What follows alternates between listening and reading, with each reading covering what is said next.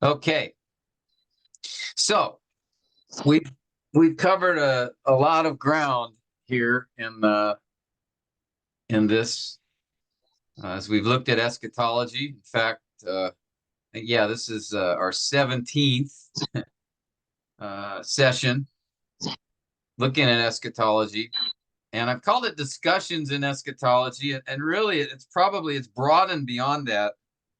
Just as we've looked at not just eschatology, it started there, but really we could see that eschatology is also it's connected to the story of the Bible, because eschatology deals with last things, but in order to understand the last things, we need to start back at the first things and the middle things, and then because it's all connected. The last things and the way you view eschatology really is linked to or part of how we view really the whole storyline of the Bible.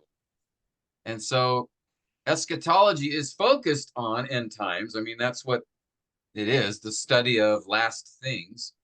But we I think as we were going along, we could see that really to understand how we arrive at our viewpoint in eschatology and end times really is a function or depends upon how we see the rest of the Bible. And as we talked about, really our interpretive approach, our hermeneutic, plays a huge role in how we view the storyline of Scripture, and then how that leads to how one views end times.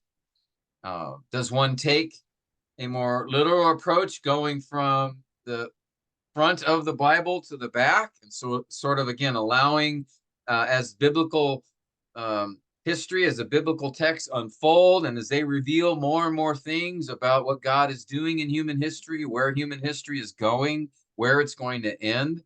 So if you come at it from from the beginning, and just sort of allow each author to speak in his own context, in his own situation, and then that leads you down a certain path as far as your eschatology. Or if you take the viewpoint that really looking at the Bible from back to front and sort of interpreting through the lens of the New Testament, or through the lens of how you see God's plan in history, will affect the end times and where you land in that regard. And so, um, there's I believe, I remember reading somebody saying there's probably over 250 references to Christ's return in the New Testament alone.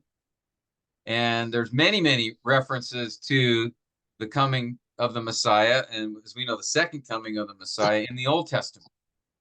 And so it shouldn't surprise us that there are differing opinions, not only in the number of passages, but again, how one interprets those passages. And so there have been those that have come to different conclusions, particularly in regards to the millennium. Millennium just means 1,000.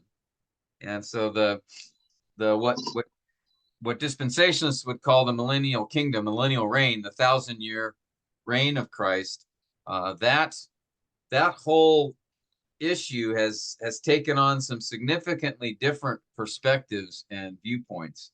Now, I think it's important again to remind ourselves of the commonality first, because we are going to discuss differences, and I'll discuss sort of what I believe is the end times, what I believe the Bible teaches about that, and we'll look at the other major views as well. But we want to also recognize and understand that there is total agreement among evangelicals, Christians, born again Christians, that Jesus is returning. He's coming back. Even the Muslims believe that. But as far as Christianity is concerned, mainstream, evangelical, conservative, all believe that Christ is returning, and that there will be a final eternal state. That there will be an end to human history, as we understand, as we know it. There will be heaven and hell. There'll be final judgment, final reward, and Jesus is coming back. There's not really any disagreement about those basic facts, and I believe those are the most important facts. Okay, if you reject Jesus' second coming, we have a problem. Okay, if you reject a heaven or a hell, we have a problem. Those are significant, but there isn't any disagreement in those areas. Really, the disagreement comes primarily in the issue of timing and the specific events just before and just after the second coming. That's where there's sort of deviations, okay? And so then there's disagreement as to what the nature of this millennium is, or if there even is a millennium in the same sense. There's disagreement about what really takes place before Christ returns and what happens right after his return. We all agree that eventually there's an eternal state where, great white throne judgment, heaven and hell.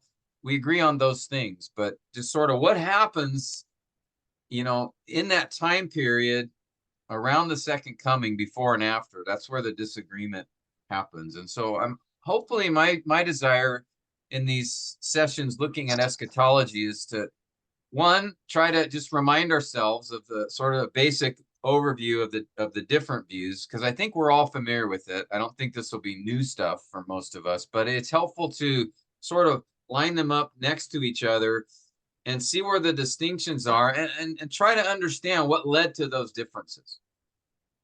And then one, because we need to better understand, where our other brothers are coming from, and we need to understand, where are we at in terms of how do we view the end times? Because, like it or not, people get really excited or interested in end times stuff. If you announce you're going to do a series on end times in your church, you're going to get a lot of interest in people coming, I think.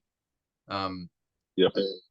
Right? Did you go through Revelation, Robbie, at some point? I can't remember. In your church? Yeah.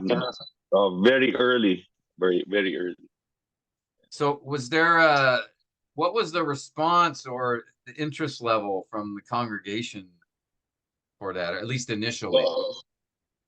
Yeah, we had very good attendance, and we took that. I think we looked at it for what, couple of years or something. It was not Yeah, right. Sunday service. Sunday service. So Oh, wasn't Sunday service?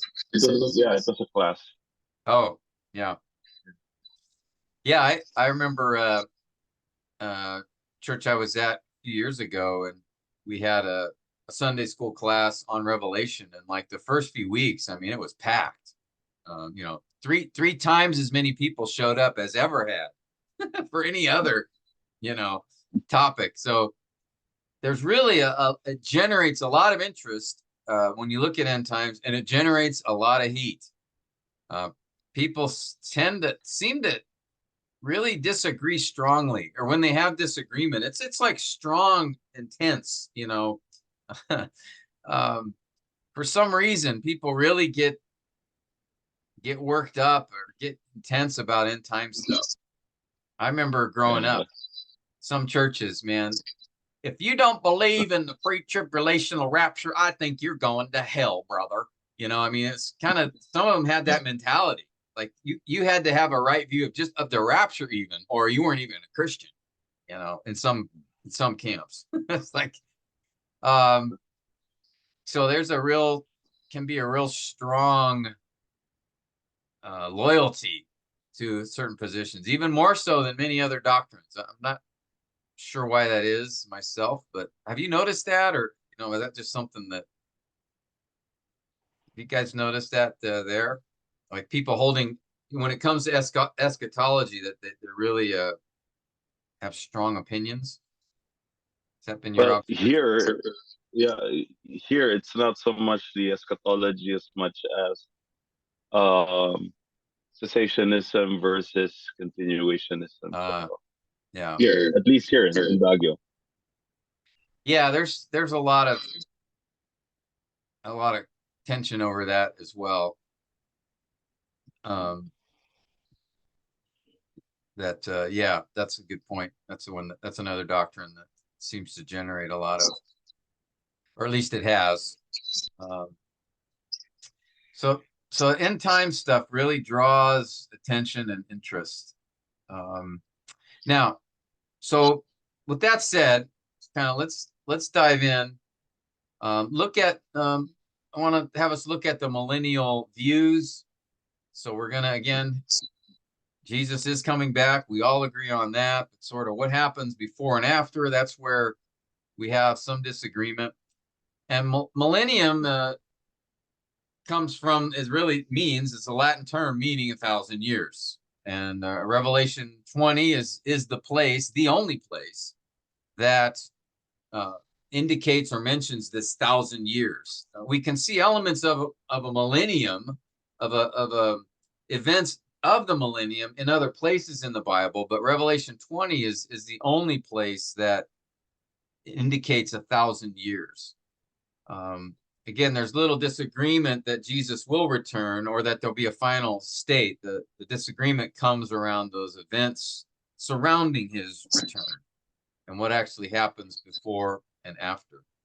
So there are several views, sub-views, extreme views, but I just want us to, we're just going to cover primarily the three major views that have developed over the course of church history. They're really, it's come down to three.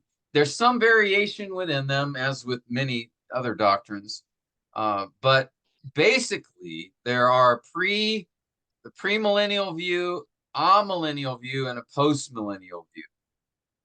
The premillennial view sees 1,000-year reign happening just before the eternal state.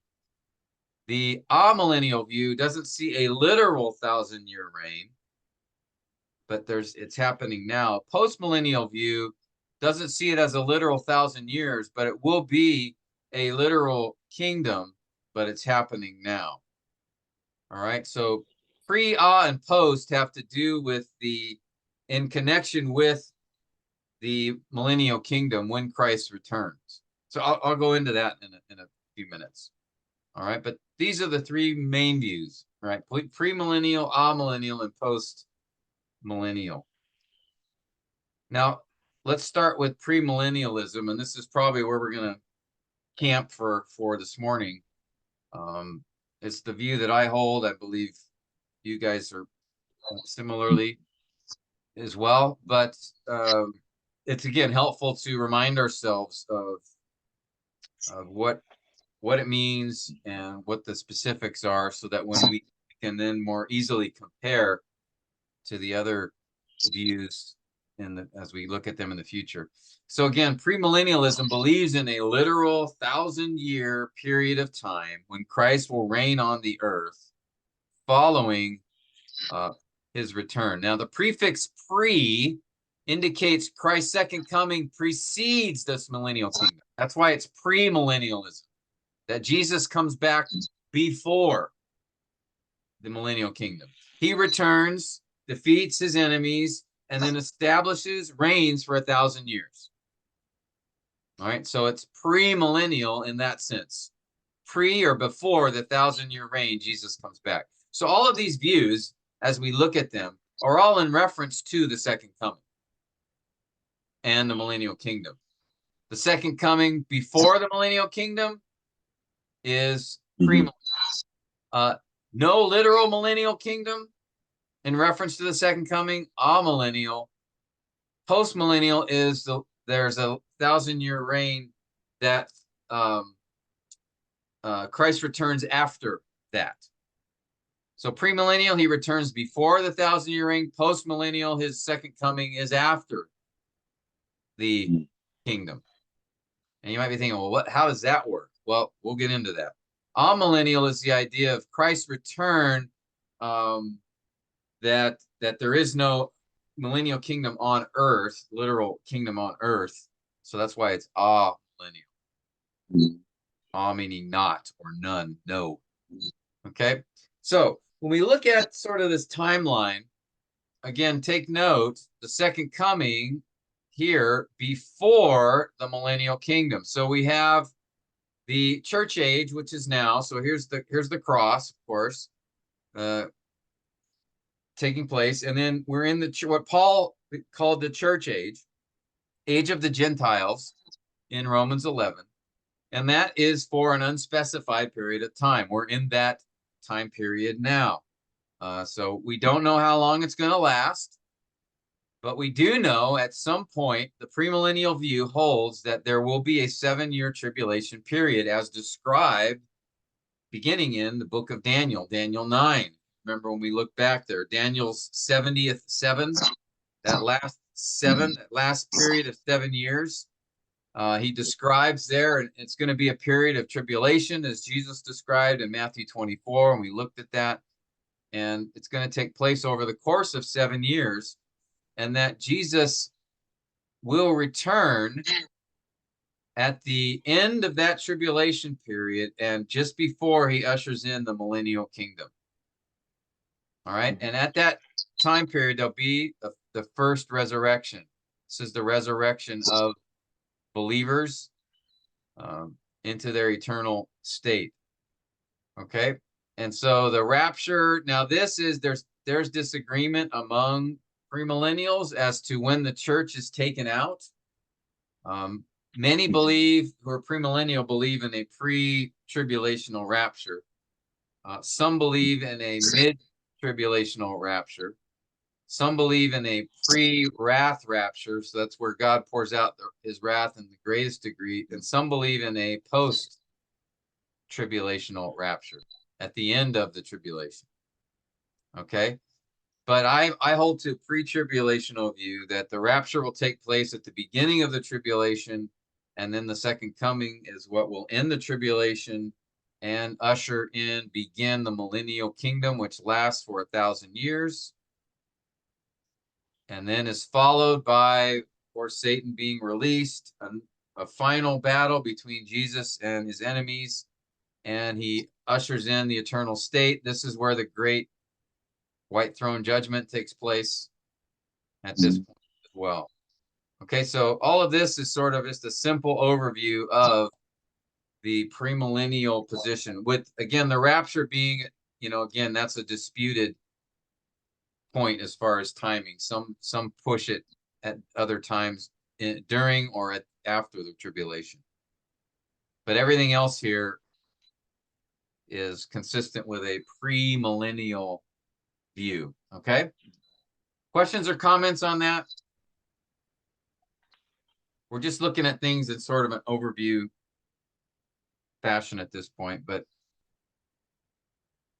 as far as you guys go, does everyone here hold to that view or something similar to it? Does anybody? Pastor, excuse me, Pastor. Yeah. The like the pre-tribulation hold the view that the resurrection will happen, right? When we are caught up in the air. So that's where the God will give us resurrected bodies. Yes. Right. What is the second resurrection that you placed there in the chart? That's where all the dead, Hades gives up all the dead, and they are, so it's really the second resurrection is the resurrection unto judgment. The judgment. Yeah. Yeah. Okay. So the dead, those who are dead in Christ, will arise at the tribulation, at the rapture, as Thessalonians describes, but those who are not alive, those who are not died in Christ, those who are unbelievers, are not resurrected until the judgment at the end of the millennial kingdom. That's where it says the dead gave up those who were in it, or Hades gave up those who were in it, and that's when they were judged. And so the implication is they too will have resurrected bodies, because they're going to experience torment in the lake of fire forever. I think somebody asked about that in the last session, about will they have resurrected bodies? I think by implication, yes, because they will physically experience the torment of hell. So yeah, we'll get into that in a little more detail when we go through. I'm gonna give you an overview of each of the three views, and then we'll go into each view in a little more detail, looking at the history, the key points, the key issues with each view, and so we can get into a little more detail. That makes sense? Any other question or different opinion on that?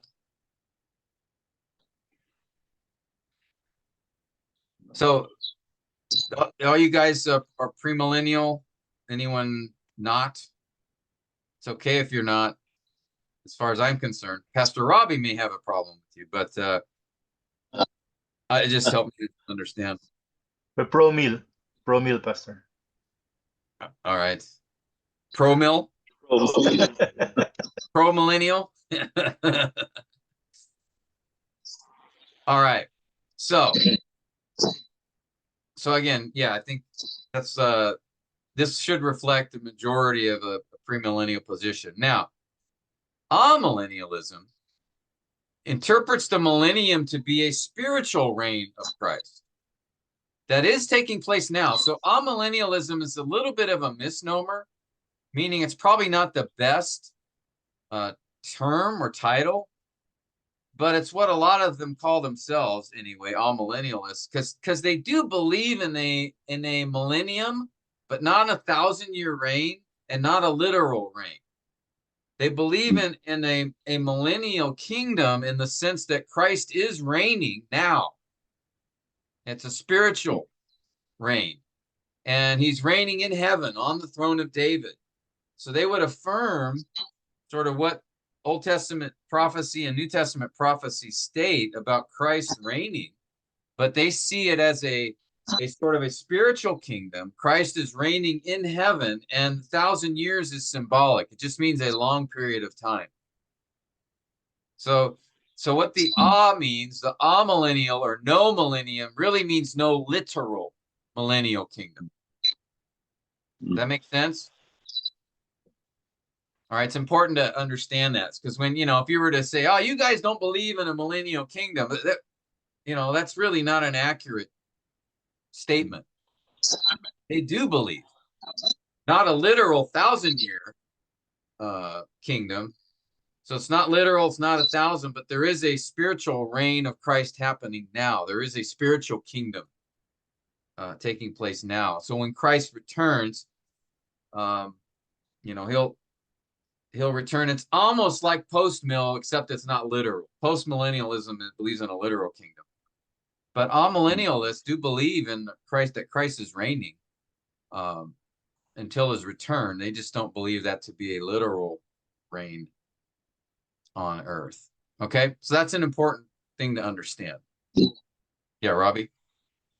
Yeah, in your earlier slide, you said that post-millennialism does not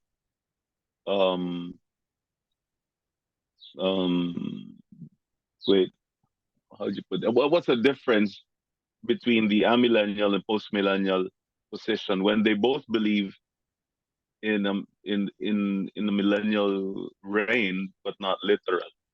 I'll let me come back to that when I talk about post-mill. We'll cover that next. Okay. And if I don't answer All right. that question, then ask it again. All right. But for amillennialism, notice they would say there is a first resurrection, which is a spiritual resurrection, that we are in a church age, notice, and they would call the church age the millennial kingdom. Again, millennial probably should be in quotes.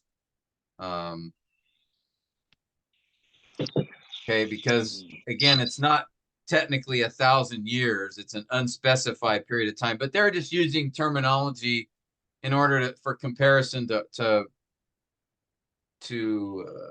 our viewpoint that there is a literal 1,000-year reign. But so they would say a millennial kingdom does exist, but not in the sense of a 1,000-year literal reign. It's a spiritual kingdom happening now, taking place now, and then at some point Jesus will return. What's going on here? my thing's not working. Sorry, give me a second here. This is acting up. All right, let's try this again.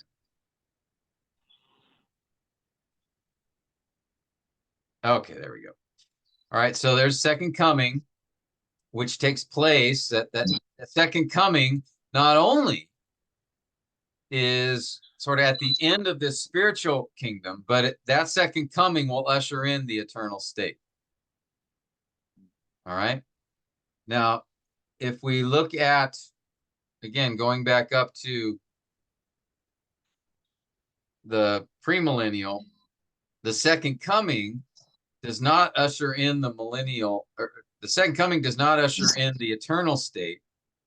Second coming ushers in the millennial kingdom, which that is followed by the eternal state. But amillennialism sort of sees right now the church age we're in, once Jesus returns, that will usher in, that will end the millennial kingdom, the church age, and will usher in the eternal state. And they would see at that point, then there's a physical resurrection. That is, so there's no tribulation period or pre or post trib or any of that stuff. It's basically when Jesus returns, that's when the rapture happens as well. That's when the church is taken up and they meet him in the air and there's a physical resurrection. Okay, that's when they believe that will happen. Okay. That's pretty, this is a simplified version. There are variations, but this is just a simplified viewpoint. Now, postmillennialism also believes millennium to be an unspecified period of time. The 1,000 years is symbolic, just as most amillennialists believe, and that it's taking place now and will end when Christ returns. So it looks very similar to amillennialism.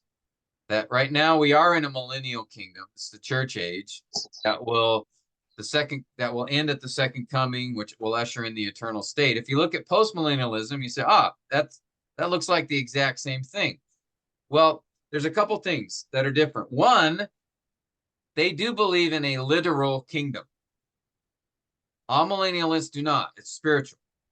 Christ reigning in heaven.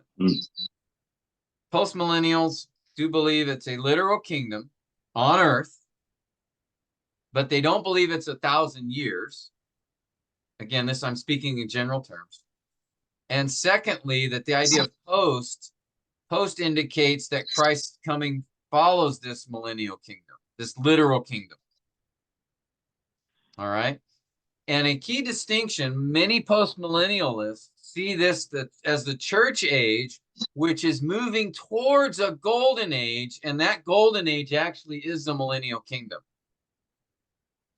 Some would say it's happening now. Others would say we're moving towards it, that we're ushering in, that we actually usher in the millennial kingdom, and then Christ returns once that kingdom has been established, once a majority of the earth has become Christian. And I'll get into more detail later, look at the view. But I think the way to understand or distinguish amillennial and postmillennial would be the idea that postmillennial believes in a literal reign on earth, but that we usher in that millennial kingdom and Christ returns following that kingdom being established. Okay. Amillennialism, Christ is reigning now in a spiritual sense. Postmillennial, Christ will come to reign after a literal kingdom is established on earth. Once that's ushered in, he will return to receive that kingdom. But amillennialists believe there's not a literal kingdom, that he's reigning now. Okay? That is a significant distinction when it comes down to how does that practically work itself out? And what does that look like? Okay? Now, covenantalists generally they hold to either an amillennial or postmillennial view. All right? There are some covenantalists that hold to a literal reign of Christ, and the older covenantal premillennialism, which is another variant that we might look at a little bit later. But both the covenantalists would have either a millennial view or a post-millennial view. Okay. Mhm. All right. So are the distinctions between those three views, do they make sense? Are there any questions about that? Did I answer your question, Robbie? Yeah, yeah. Pastor, Yeah. there's no mention about the tribulation. Well, what do they believe about the tribulation? Let's Period. when we go into Yeah. those particular positions, we can talk about that. I could just say, generally speaking, that they hold to more of a spiritual understanding of tribulation. Again, depending on how one interprets, right? One's his hermeneutic approach, and if one tends to spiritualize or symbolize things and see more things as figurative, not literal, then one you can understand why they would hold to more of a probably a symbolic or figurative understanding of tribulation texts. Some would hold to that it refers to, you get into another position, which we will talk about later, the preterist view, which looks at basically all this stuff happened by 70 AD. So that's a particular specialized position that I will cover later, the preterist, Okay. at least in an introductory sense. All right. Pastor Tim, Yeah, Manny. uh, I heard somewhere that postmillennialism used to be so popular until the world witnessed two world wars. Yeah, it dropped off a lot after that. Because they're seeing, right, again, this is generalization, but they're sort of seeing things are supposed to get better, that Christianity is supposed to, start winning and have more influence and be a majority. So when World War I hit, it's like all the world, it's actually, how much worse can it be, right? When much of the world is at war. And then when the second one came and Hitler rose up, as like post-millennialism took a nosedive. I mean, become more vogue, more popular the last couple of decades. But yeah, there were a number of Puritans and reformers who were post-millennial, or some form of it.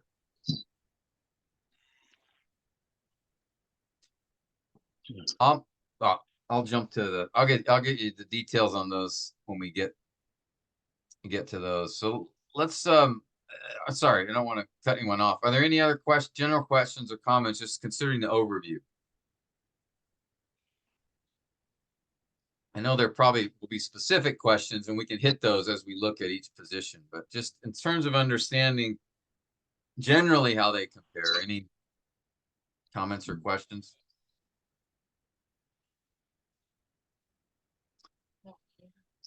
Okay, well, let's and again, I'm not holding myself up here as the expert on eschatology and all views and positions, and so you're going to have a lot of questions I probably won't have a good answer for, but I'm hoping you guys will be able to fill in gaps and things like that as well. But my intent, again, is just to try to at least introduce things, help remind us of a few key elements and distinctions, just so that when we're going to be around those who hold to these other views, and just being able to have a better perspective and not have a straw man, an incorrect understanding of their positions, at least in a general sense. So I want to, like when we dealt with covenant theology, I'll try to do my best to give a fair representation, but I'm biased because I'm premillennial. I admit that.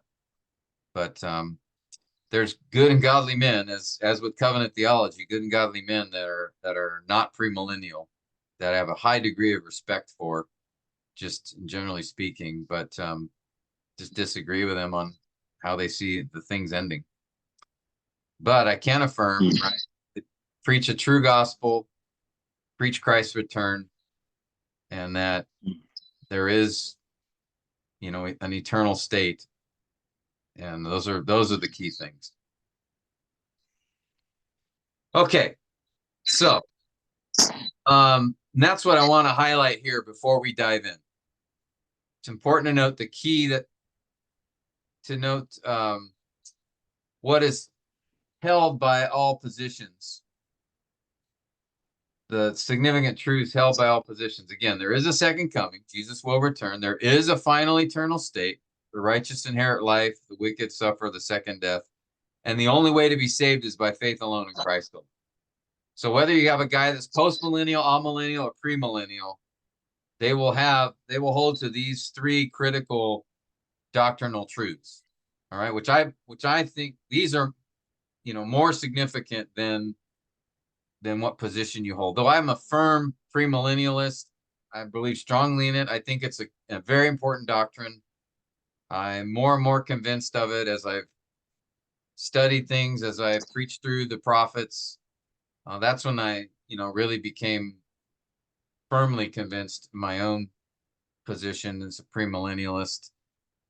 But at the same time, I recognize that believing in a literal 1,000-year reign of Christ, while critical and very, very important, in my view, is not as significant or important as having the right gospel, recognizing Christ is returning, and that there is an eternal state. All right, I think those are more first-tier positions as far as theologically speaking. But I would hold, you know, the millennial kingdom is not far behind. Okay, I do believe strongly in it, just because it's connected so much to the character of God, the promises of God, and really the narrative, the story of the Bible as a whole. And I think those are key. So if you hold to this idea that Christ, that everything's centered around Christ, not just as Redeemer, but also as ruler, that has embedded in it the importance of a period of time that Christ will reign. All right. So the millennial kingdom is a significant component or consequence of recognizing the storyline of history as not just redemption, but also reign. The redemption of Christ and the reign of Christ. If my focus is the redemption of Christ, then you can see that a millennial kingdom, a literal reign of Christ, is not going to be as significant or important as it would be for those who hold to seeing the storyline of the Bible as not just redemption, but also his reign. Does that make sense? Yeah. So, okay. Now that all that's out of the way, let's dive in. Let's look at, I think we'll focus our attention today on the time we have left, looking at premillennialism, and just maybe some things you have forgotten or maybe didn't really realize. There's as you look at premillennialism, again, this is where Christ returns before setting up a literal 1,000-year reign on earth. That it actually was the predominant view in the early church. If you look at quotes from the early church fathers, and I didn't take time to compile all of them for you here, but there are quotes from guys in the 2nd, 3rd century, even into the 4th century, that affirm a premillennial viewpoint.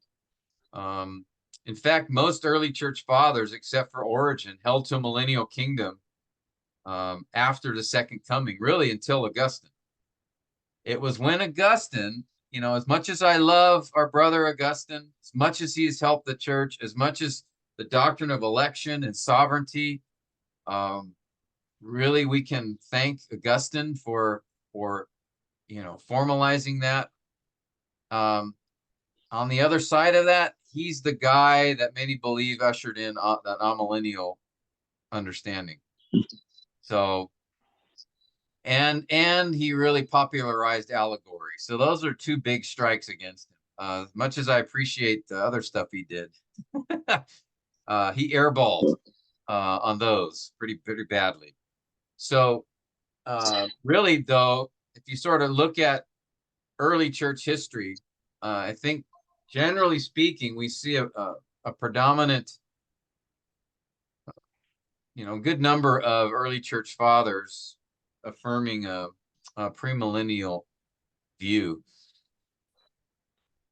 Now, in the Middle Ages, based on Augustine's influence, which we will talk about his influence when we get to amillennialism a little later, amillennialism became the dominant view from Augustine until just after the Reformation.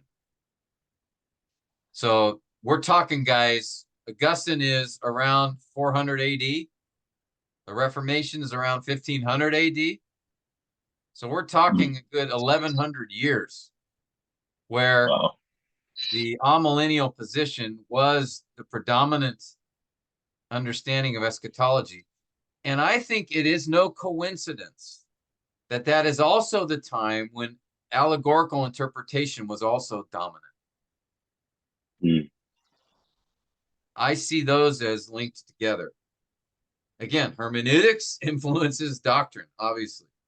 And so we can trace, as we look at the early church, pre-Augustine, seems to be more, from what we can find. It is difficult to find a lot of teaching on this, but it seems to be a premillennial view. When Augustine came, formalized and codified an amillennial position, that became the predominant view, which coincided with two things. Allegorical interpretation, and not long after Augustine, a couple hundred years after Augustine, the rise of the Roman Catholic Church, which held the allegorical interpretation approach and obviously dominated theology for a long time. So you've got basically 1100 or so years of where amillennialism became popular, then the Reformation. Now, after the Reformation, postmillennialism became a predominant view. And again, we'll get to that. But as far as premillennialism goes, Middle Ages, it really saw a significant drop in adherence, a significant drop in the number of those who held to a premillennial view. Most were amillennial. And then again, post-Reformation, there was a surge in postmillennialism, but also in the late 1600s, premillennialism made a comeback. And I would say, premillennialism really completes the Reformation, in my view, that the Reformation didn't fully take place until premillennialism came into being. Now, that would ruffle some feathers amongst our brothers, but if you think about it, right, the predominant views in the Catholic Church that they held on to amillennialism, that didn't go away, nor did infant baptism, by the way. Now, of course, the soteriology reformed significantly, right? It formed from a works-based salvation to a grace-based.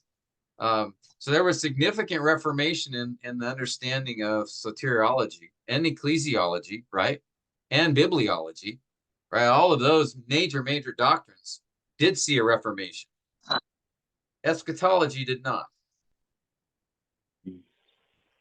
Until, I believe, premillennialism came back.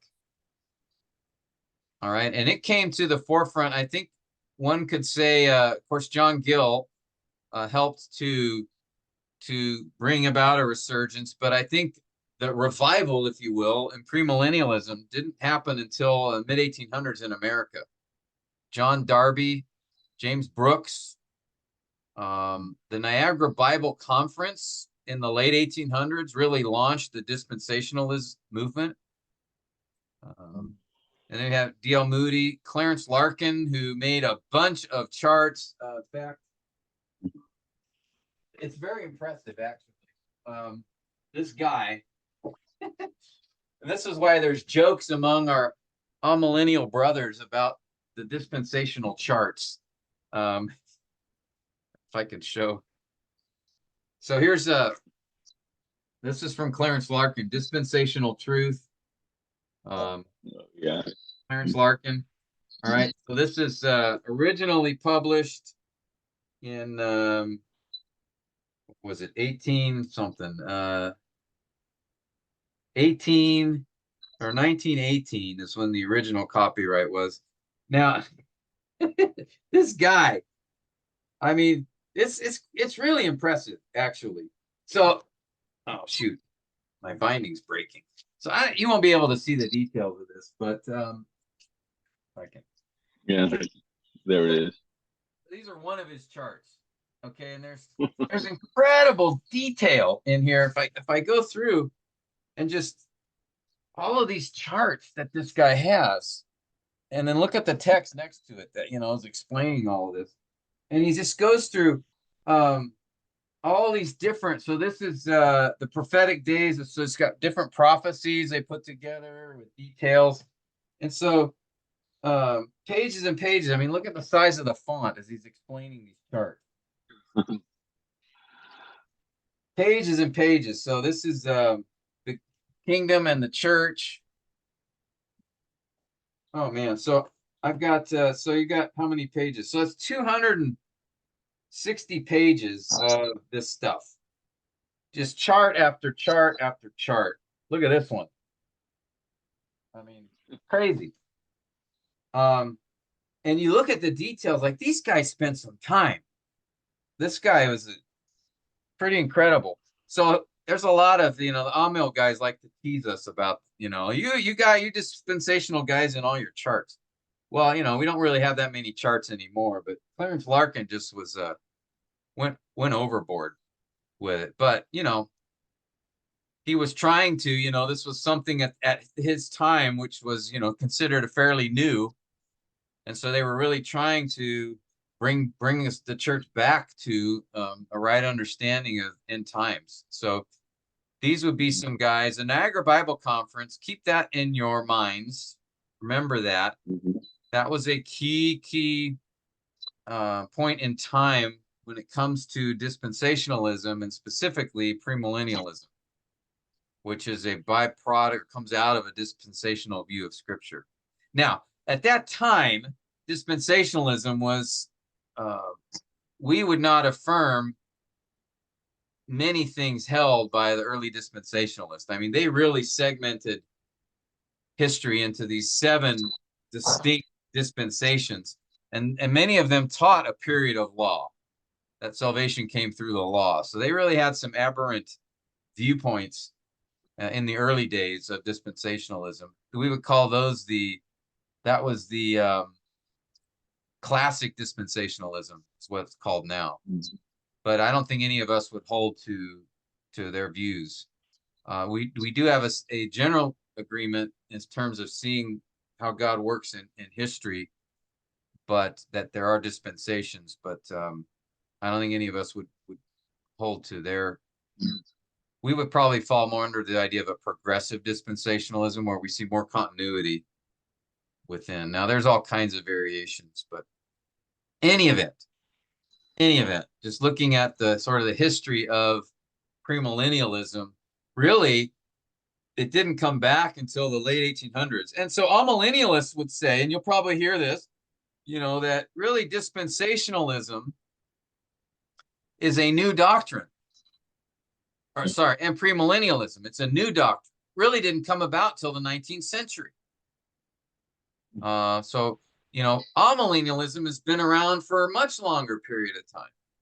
And then there's arguments between amil and premill guys as to what the early church fathers believed. And some, like myself, would see certain statements in the early church fathers, pre-Augustine, as being premillennial. Other guys would disagree with that. So there's a claim that it's been amillennial all the way until the 1800s. And then you guys brought in this new understanding. Well, I would disagree with that. I would say that it started premillennial, then with allegorical interpretation coming along, amillennialism became popular view. The Roman Catholic Church ran with it, and therefore it became the dominant understanding of eschatology until the Reformation. And then even then, you don't see premillennialism make a comeback strongly until the 1800s. Okay, and that's like I said, I just believe that there was a delay in the full Reformation away from the Catholic Church in all doctrines, and eschatology got left on the shelf for a while. Yeah. So we have to think. I think as far as popularizing premillennialism, of course, D.L. Moody was a well-known American preacher, evangelist in the late 1800s. But really, Scofield Bible was probably the most influential single work in premillennialism. You probably heard of the Scofield Bible. Very, very popular because it was one of those first, study Bibles that became widely published, popularized, especially in the States. And really, Scofield's view was a premillennial view. And so he had a huge influence. And then Louis Sperry Schaeffer also was a large proponent. He founded Dallas Theological Seminary, which became a dominant seminary in the United States for a number of years in the early 1900s or mid 1900s. And so those two guys, Scofield and Schaeffer, were key individuals in the rise of premillennialism here in America. And I think because of the rise here in America, that spread to other parts of the world as well. A lot of the missionaries, pastors, coming out of the early to mid 1900s were sort of coming out from being trained in the premillennial viewpoint, dispensational viewpoint. And so that became a popular view here in the U.S. During that time period. And, America, for that period of time in the early 1900s, did become a significant missions sending country for a while. And so therefore it spread that influence of that viewpoint. Now, mid to late 1900s and up to today, we've had a big resurgence in amillennialism. And then even in the last 20, 30 years, postmillennialism is making a comeback. So, but that's just a basic overview of the history of premillennialism. Any comments or questions, or you guys have any insights from your study of the topic? Any thoughts?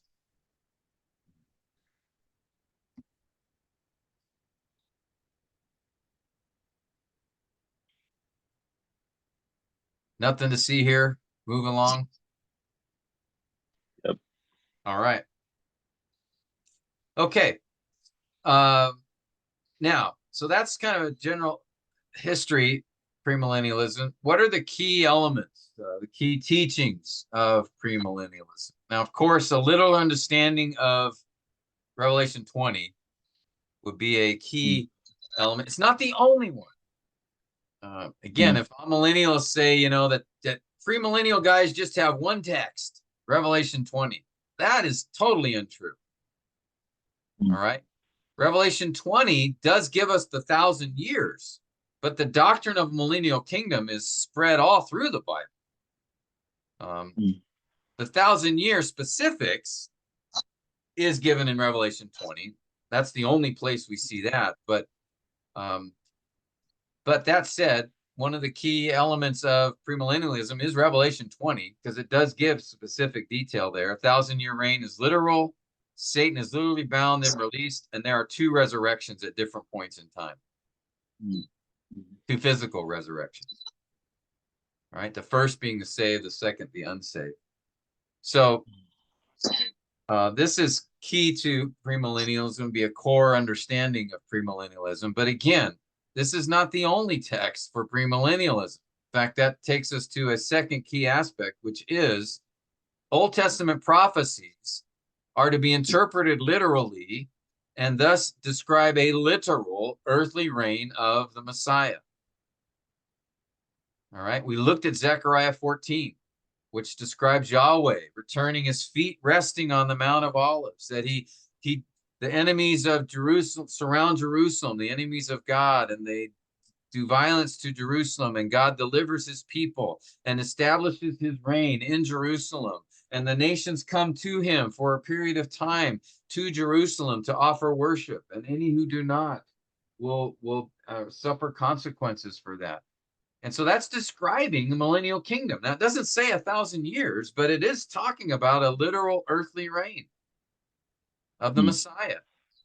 And in Zechariah 14 of Yahweh. Isaiah 2 describes all the nations coming to Jerusalem to be instructed and judged by Yahweh. You can look at Isaiah.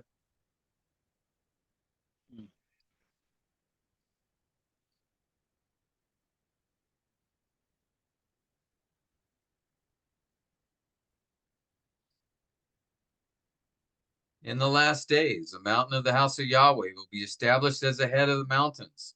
And many peoples will come and say, let us go to the mountain of Yahweh.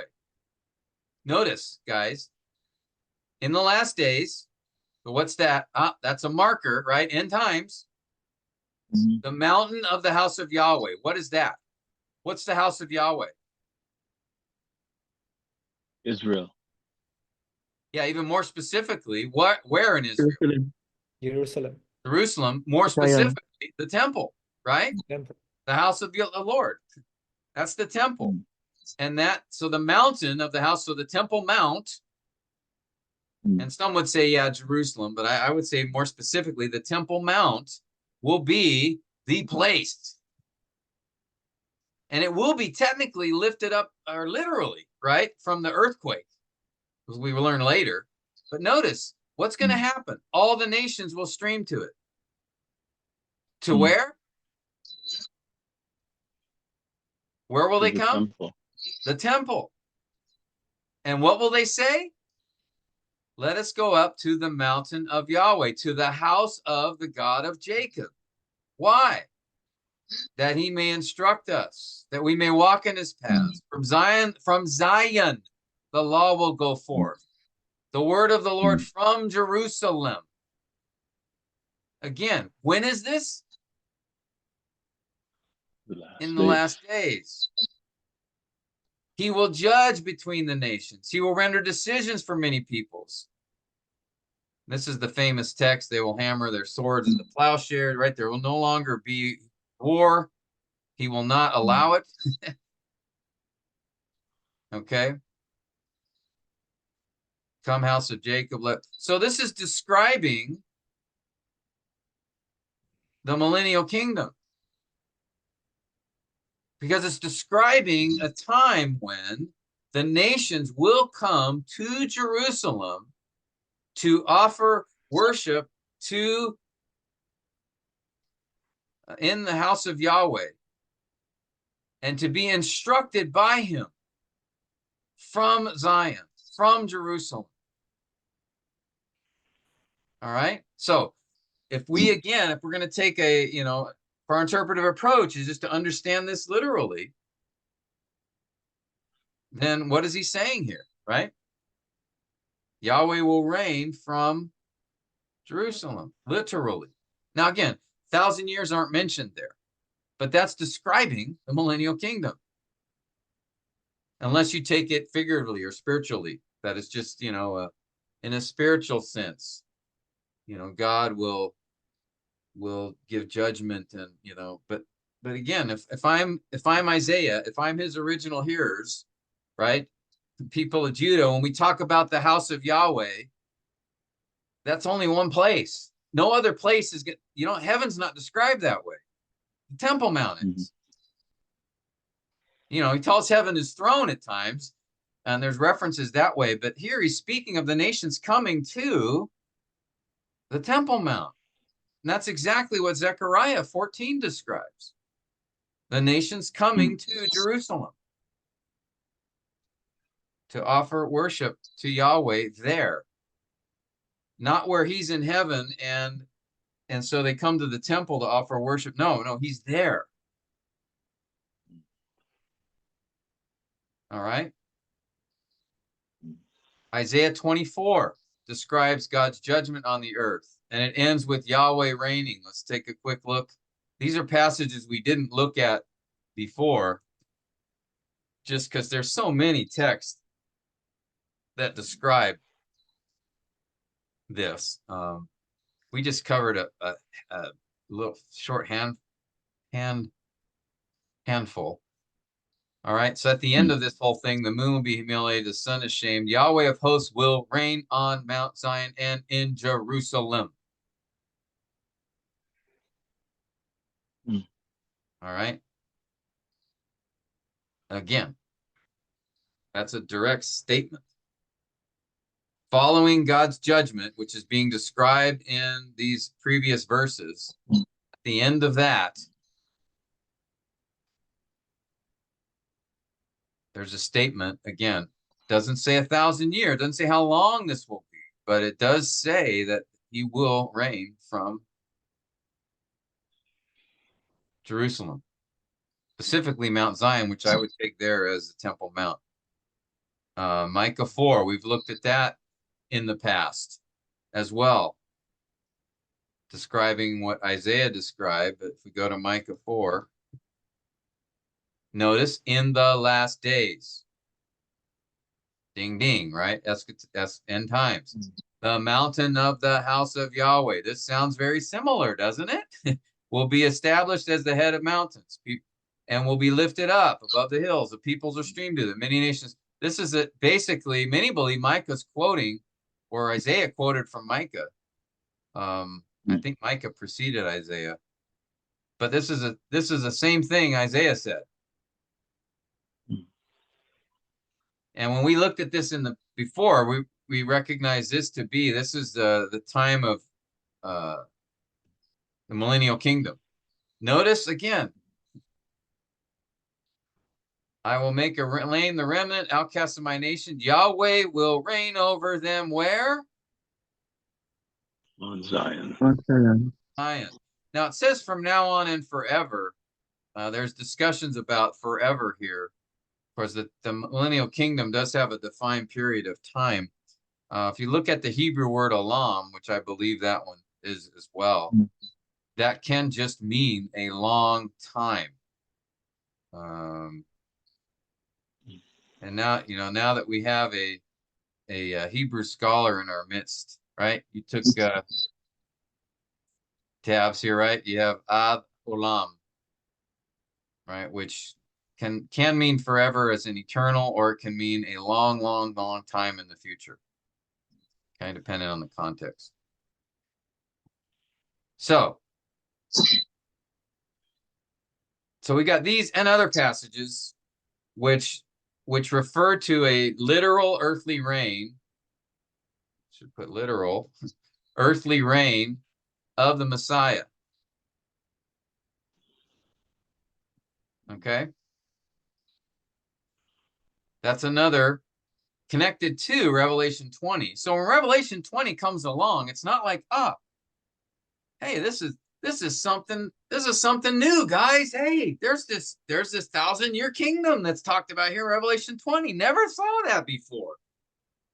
No, it's just reiterating and specifying what the Old Testament spoke of many, many times. So Revelation 20, again, just is not the only passage we have to lean on. It's just a culmination, really, a summary. It gives some more details. The Satan being bound and released, I don't think see that elsewhere. That detail. We don't see the 1,000-year detail. But Revelation 20 just simply adds a little bit more information to what already was expected. Again, remember, let me take you back to Acts 1. What did the disciples expect just before Jesus ascended? What was their question? Right? When Jesus, will you establish? Will yeah, you at this time restore the kingdom to Israel? yeah. Mm. They definitely, after being instructed by Jesus for 40 days regarding the kingdom of God, they understood him to mean a literal reign in Israel. And again, as we've said in the past, Jesus didn't correct them on that. He just said it's not for you to know when. So, literal reign of Christ, as described in the Old Testament, as confirmed and specified in Revelation 20. These are key positions of the premillennial viewpoint. Sorry, questions or comments at this point, guys?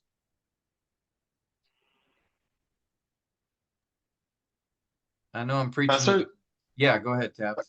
Pastor, just wanted to ask, with regard to their interpretation of the Old Testament, would the reason why they spiritualize the Old Testament text that would refer to the millennial be because they did not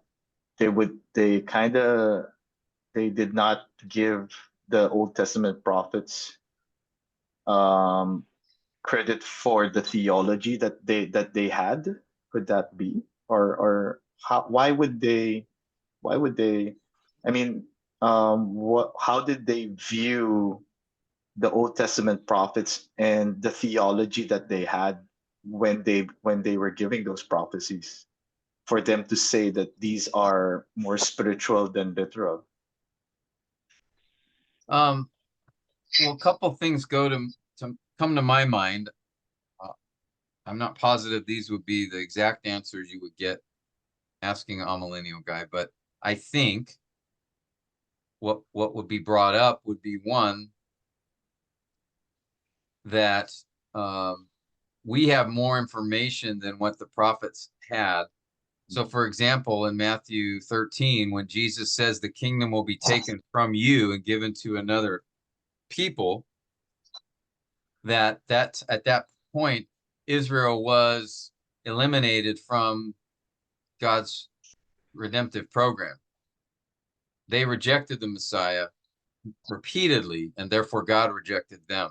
And so, with that understanding, again, if I'm looking at from back to front, I'm looking at now realizing if Israel's no longer in the picture, these prophecies can't be fulfilled literally in literal Israel, right?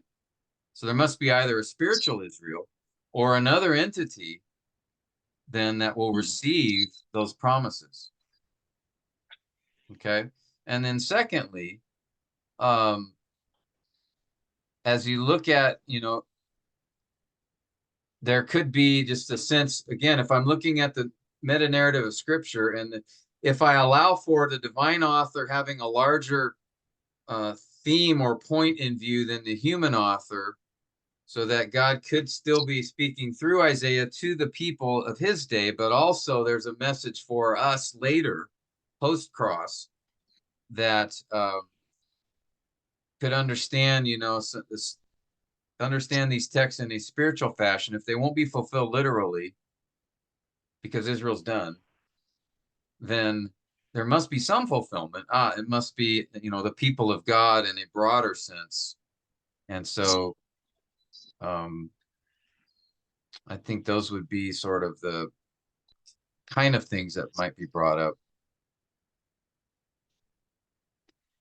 And they've Thank looked you, to Pat. things like Galatians, which talks about the children of Abraham not being the physical offspring, and so there's a spiritual Israel in a sense.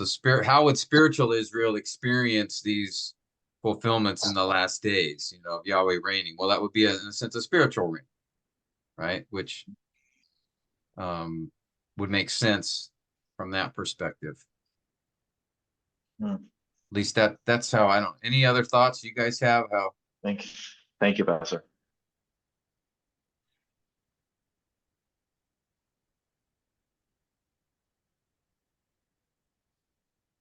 All right, it's a good question. Okay. So literal earthly reign, as predicted by the Old Testament, as given detail in Revelation 20. Another key element, key aspect of premillennialism is that the Old Testament covenants prophecies speak of a future for Israel in the land. And I won't get, we've spent a lot of time, I have, talked about this a number of times, so you know where I'm at with this, but just as a reminder, understanding that a future for, I probably should put, national Israel in the land, because Genesis 12:7, the Abrahamic covenant promise included the land of Canaan to his descendants, which was affirmed in later passages to Abraham.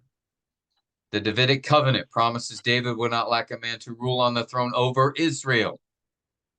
Over Israel. Psalm 105. Let's look at that one.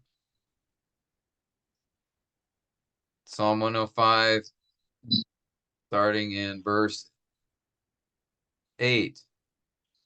Remembered his covenant. Let me ask Jason to read this, 8 to 15.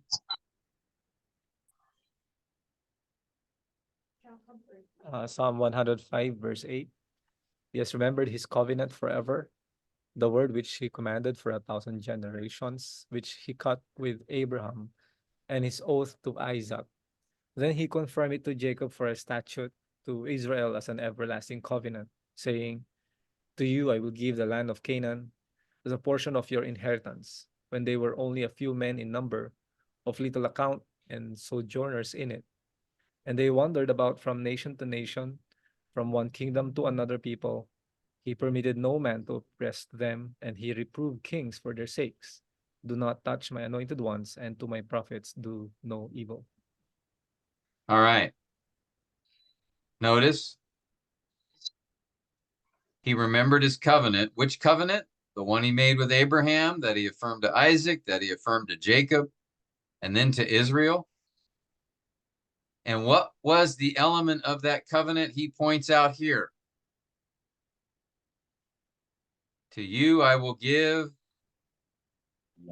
the land as a portion. And the focus is on the land. All right, the land promises. And then, of course, finally, as I mentioned a moment ago, Acts 6, is at this time you're restoring the kingdom. And then the key here is to Israel. There's an expectation of these land promises. And so, premillennialists, again, considering our understanding is that it's a literal reign of Christ, incidentally for 1,000 years, but the focus is a literal reign of Christ on earth. And that indicates as well there'll be a fulfillment of the land promises made to Israel. So what's happening right now is not insignificant. There's disputes over the land. There's a reason for that. There's an historical reason for that. So keep that in mind. And along with this, probably again a corollary or sort of sister doctrine here is that there is a future for national Israel. And we looked at this in quite some detail way back when we were discussing the hermeneutics of prophecy. And one of the key hermeneutic principles is understanding there is a future for national Israel as observed by a literal interpretation of passages such as Jeremiah 31, Amos 9, Zechariah 14, and then Romans 9, indicating a revival. So we spent quite a bit of time. You have to go back. I don't know which sessions those were. Back in, I think, the sessions 60 something or 70 something, but where I spent a few sessions just talking about these passages, that God affirming a future for national Israel in the Old Testament, Jesus affirming it in Acts, and then looking at the Romans 9 to 11 in particular, where Paul is speaking of his Jewish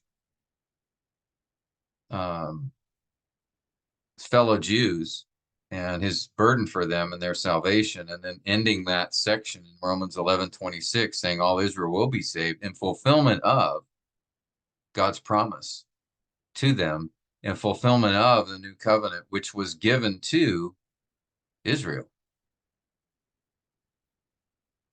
All right, national Israel. Jeremiah speaking to the people of Israel, and at that time, mostly unsaved Jews.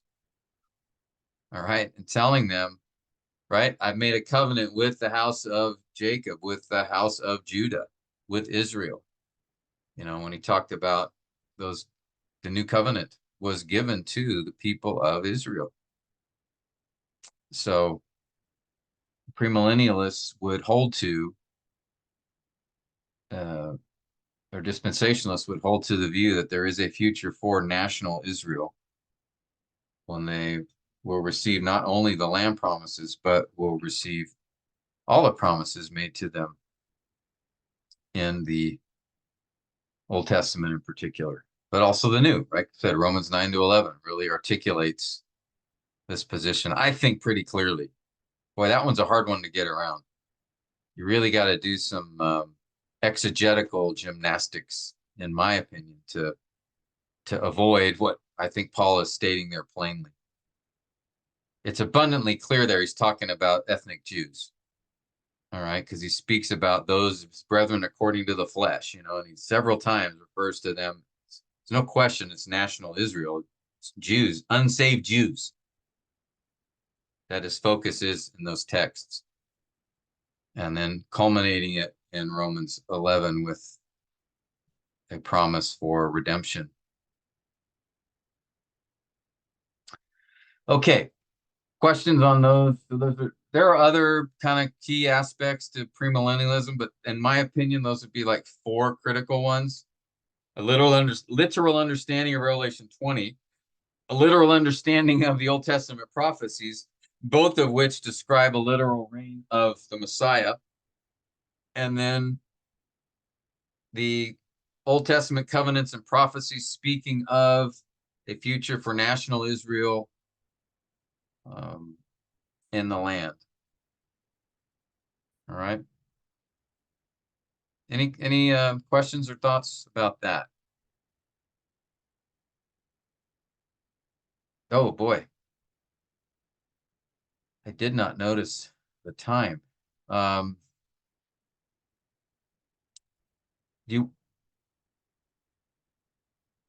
don't we let's end it here, because I don't think I can cover the rest of this in 5 minutes. Next time we gather, I want to talk about what are some of the objections to premillennialism. And that's where maybe if you guys could, you know, before we meet again, if there are some that you've come across, or you know, challenges, you know, what are some of the difficulties in premillennialism, things that we have to be aware of, you know, as far as needing to have an answer for. Let's talk about that next time we gather. But before we end, does that anybody have any thoughts? You guys all ready? Do you want to have this charts book so you can start memorizing these things? I mean, my goodness, this is the classic from here. This is one of the classics, actually. I opened up to it. This is the book of Daniel. So he goes through. So this is the statue, and then there's all this detail of other parts of Daniel and how it connects. I mean, I can't even read this thing. This is like crazy.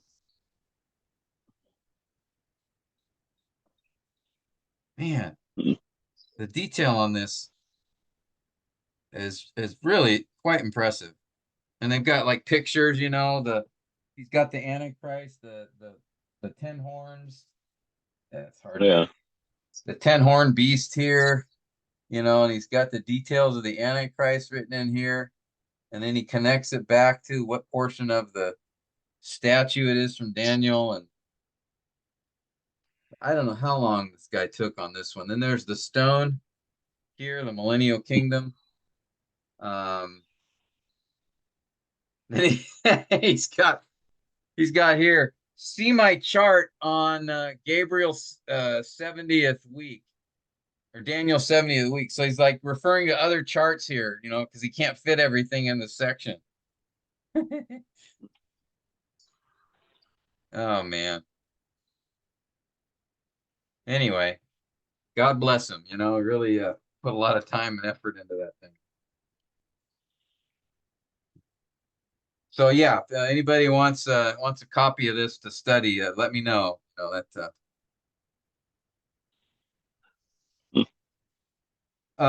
So next week I will be at ShepCon.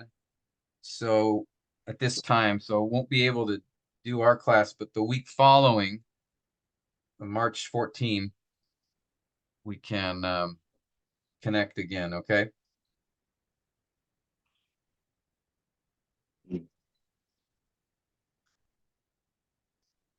Any last comments or questions before we depart? Okay, I know a lot of that was, I'm sure, review. Maybe not a lot of new things for you guys, but hopefully maybe refresh us a little bit on those perspectives. And then, like I said, next time we'll look at some objections to premillennialism, and then dive into amillennialism. Sort of, I'll take the same approach. You know, basic history, key viewpoints, and what are some of the objections or challenges with the view. Okay, and I'll have a lot to say about that. But